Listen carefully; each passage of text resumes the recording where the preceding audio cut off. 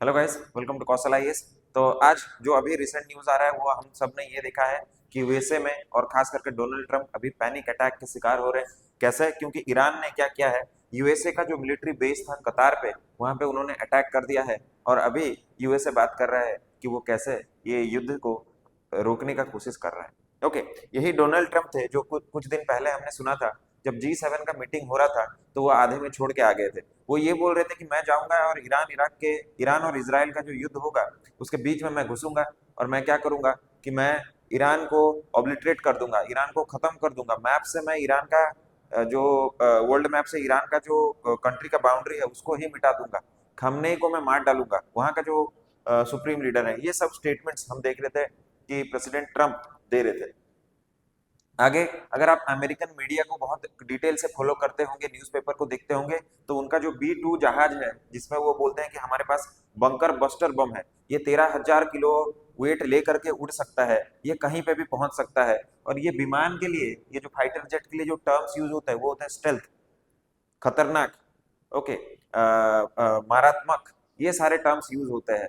Majestic, okay, super power, ये सारे term use होते हैं ये विमान के लिए। और उसको इन्होंने यूज किया ट्रंप ने। और अमेरिका ने क्या किया हमें पता है, इस तरह के जो बंकर बस्टर बम होते हैं जिनको GBU-57A/B बोला जाता है, जो कि जमीन के 60 फीट नीचे घुस के अंडरग्राउंड ब्लास्ट होते हैं, ये बम्स को उन्होंने क्या किया, उन्होंने ये जो तीन फैसिलिटी हम देख पा रहे हैं ईरान में, एक है नटांज, एक है आपका फोडर, और एक है आपका इस्फान, यहाँ पे उन्होंने अटैक किया था जहाँ पे न्यूक्लियर एनरिचमेंट का प्रोग्राम हो रहा था। उन्होंने क्लेम किया, अमेरिका ने क्लेम किया कि हमने ये सारे फैसिलिटी को पूरा पूरा तबाह कर दिया है। बट अभी जो न्यूज आ रहा है उसमें ये समझ में आ रहा है हमें कि यहाँ पे कुछ भी तबाह नहीं हुआ है। वो एक्सपेक्ट कर रहे थे कि 60 मीटर नीचे होगा, 60 फीट नीचे होगा nuclear nuclear enrichment facility, but वो तो 80 मीटर नीचे निकला। और अभी ईरान के ऑफिशियल्स ने इन्होंने ये बोला है कि हमें पता था कि यूएसए अटैक करेगा, और हमने क्या किया था, जो एनरिच्ड यूरेनियम था उसको हमने वहां से पहले ही बाहर कर दिया था। तो यूएसए जो क्लेम कर रहा है कि उसने ये कर दिया वो कर दिया, वैसा कुछ हुआ नहीं है।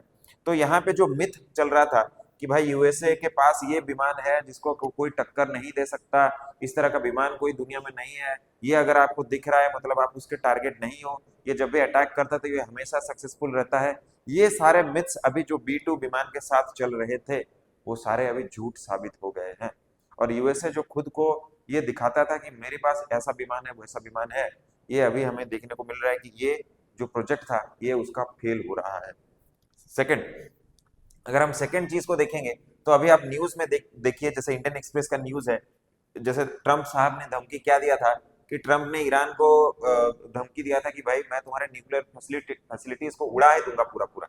इधर इकोनॉमिक्स टाइम का आप न्यूज देखिए, वो बोलते हैं कि मैं ऑबिल्ट्रेट कर दूंगा और आगे ये जो अटैक हुआ है मैं उससे और ज्यादा अटैक करने वाला हूँ। तो इस तरह के न्यूज सामने आ रहे थे। बट अभी क्या हुआ है, अभी आप अगर अल जजीरा का देखेंगे तो वहां पे बोला गया कि तेहरान यानी ईरान ने अटैक कर दिया है यूएसए का जो बेस है कतार में। और उसके जस्ट बाद ही ट्रंप साहब का एक ट्विटर आता है कि हम क्या करेंगे, हम ईरान और इसराइल के बीच में सीज फायर करा देंगे। तो यहाँ पे दो प्रॉब्लम्स हैं। पहली बात तो ये है कि तुम अगर इतने सुपर पावर हो, तुम अगर G7 मीटिंग को आधे में छोड़ के आ रहे हो कि भाई मुझे क्या करना है, मैं ईरान को मैप से नक्शा से हटा दूंगा, उड़ा दूंगा, ये सब क्लेम करते हो, और फिर जैसे ही कतार बेस पे अटैक होता है तो तुम सीज फायर के बारे में बात करना स्टार्ट कर देते हो। इवन ट्रंप साहब ने अपना ट्विटर में भी आप देख सकते हैं कि उन्होंने लिखा है, congratulations to everyone, it has been hopefully agreed between Israel and Iran that it will be a complete and total ceasefire approximately 6 hours from now। तो मतलब हो गया, यूएसए का जो सुपर पावर मिथ था, हम मीडिएटर हैं, हमारे साथ कोई पंगा नहीं ले सकता, ऐसा। और ईरान को आप अगर देखोगे तो ईरान ने पहले वार्निंग दिया कतार को, ईरान ने पहले वार्निंग दिया यूएसए को कि मैं अटैक करूंगा, फिर उसने अटैक किया है। तो सोचिए, कोई अगर जब बोल के अटैक करता है तो उसका हिम्मत सोचिए कि मैं अटैक करने वाला हूँ। क्योंकि युद्ध में क्या होता है, छुप के जितना बार कर सको उतना वो इफेक्टिव होता है। तो यहाँ से सीधा सीधा एक बात तो पता लग रहा है कि यूएसए जो क्लेम करता था कि मैं दुनिया का लीडर हूं, मैं दुनिया में मीडिएटर कर दूंगा, ये सारे वादे उसके झूठ हो रहे हैं। B-2 विमान जिसको वो इतना ज्यादा प्रोजेक्ट करता था कि ये है वो है, इसका कोई तोड़ नहीं, इसका कोई टक्कर का नहीं, ऐसा विमान दुनिया में किसी कंट्री के पास नहीं, ये इतना डैमेज करता है कि कोई इसके समान इसके लेवल पे आ नहीं सकता, ये सारे क्लेम्स उसके झूठ साबित हो रहे हैं। क्योंकि ईरान उस डैमेज से जल्दी ही रिकवर कर गया, ये हमें देखने को मिल रहा है। दूसरा जो चीज हमें ध्यान रखना है वो ये है कि इजराइल भी क्लेम करता है कि ये एक बहुत बड़ा सुपर पावर है, इसको कोई चैलेंज नहीं कर सकता। न्यूज मीडिया में, भारत में, पाकिस्तान में, आप कहीं भी चले जाइए आपको दिखेगा कि इजराइल को सब एक सुपर पावर मानते हैं। तो इजराइल को क्या जरूरत था यूएसए से बी 2 विमान मंगाने का और ईरान पे अटैक करवाने का? अब ये सबसे बड़ा सवाल है कि क्या इजराइल इतना इनकैपेबल है? हम आयरन डोम के बारे में बात करते हैं, बट हमने ईरान को अटैक करते हुए देखा, इसराइल के बहुत सारे लोग उसमें मारे गए हैं। इंडिया ने ऑपरेशन सिंधु लॉन्च किया अपने लोगों को बचाने के लिए। तो क्या ईरान का जो आयरन डोम फैसिलिटी था, जो जो हमारा जैसे S-400 जैसा है, जो कि बोलता है कि एयर स्ट्राइक को काट दूंगा, वैसा उसका एयर डिफेंस सिस्टम क्या फेल हो गया ईरान के सामने?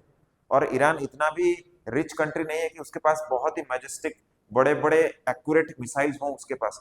तो क्या ये इसराइल का फेलियर को नोटिस करवाता है? और क्या यूएसए को बुलावा देना कि आप B-2 विमान लेके आओ और मुझे मदद करो, ये भी इसराइल को वीकनेस को शो करता है? तो सवाल अभी यहाँ पे रह रहा है, आपको क्या लगता है? आप जरूर कमेंट बॉक्स में बताइए कि क्या ये यूएसए के लिए एक बहुत बड़ा सेटबैक है, और क्या ये इसराइल का और उनके जो प्राइम मिनिस्टर नेतन्याहू हैं इनका वीकनेस को शो करता है कि ये अभी एक और सुपर पावर बचे नहीं, और इनको अभी आगे फ्यूचर कॉन्फ्लिक्ट में इस तरह के बड़े बड़े कंट्रीज लाइक यूएसए उनको मदद चाहिए होगा। ठीक है, आशा करता हूँ वीडियो का जो पर्पस था वो आपको समझ आया होगा, और फिर मिलेंगे एक हॉट टॉपिक के साथ में फिर किसी दिन। Thank you.